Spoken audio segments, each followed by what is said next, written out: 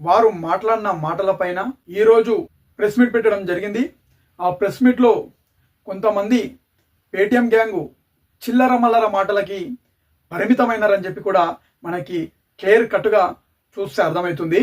బక్క జడ్సన్ అంటే ఆయన పేరు, ఏం మాట్లాడుతుండో కూడా అర్థం కానటువంటి పరిస్థితి. ఆ క్యాండిడేటు మైకు పట్టుకొని కూడా నిలబడడానికి శాతం అయితే లేదు. అలాంటిది పవన్ కళ్యాణ్ గారి మీద తెలంగాణలో అడుగు పెట్టొద్దు అంటాడు. తెలంగాణ నీదా న్యాయ జాగిరా అని అడుగుతున్నా.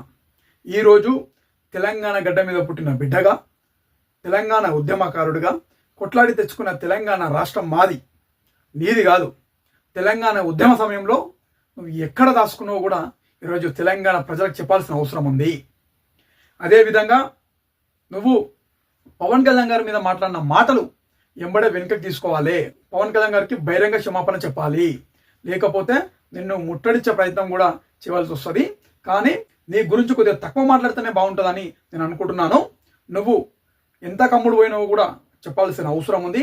జడ్సన్, నీకేం చెప్తున్నానంటే, నేను ఫస్ట్ మైకు బట్టి మాట్లాడడం నేర్చుకో. కనీసం మైకు పట్టుకొని మాట్లాడలేకపోతున్నావు. నీ ముందు ఒక ఆడబిడ్డ కూర్చొని ఉంది. ఆ ఆడబిడ్డను కూడా లెక్క చేయకుండా ఇష్టం వచ్చినట్టు గాజులు అది ఇది అంటూ ఇష్టం వచ్చినట్టు బూతులన్నీ మాట్లాడుతున్నావు. ఈరోజు సిగ్గుచేట అని చెప్తున్నా నేను. పక్కన ఎవరున్నారో చూస్తలేవు, ఏం మాట్లాడుతున్నావు కూడా తెలుస్తలేదు నీకు ఈరోజు జడ్సన్.